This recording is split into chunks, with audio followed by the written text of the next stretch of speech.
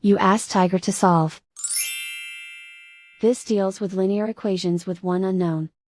The final result is f equals -2. Let's solve it step by step. Group all f terms on the left side of the equation. Subtract f from both sides. Group like terms. Simplify the arithmetic.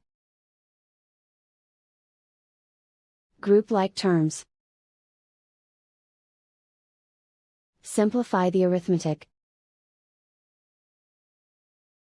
Group all constants on the right side of the equation. Subtract 7 from both sides. Simplify the arithmetic.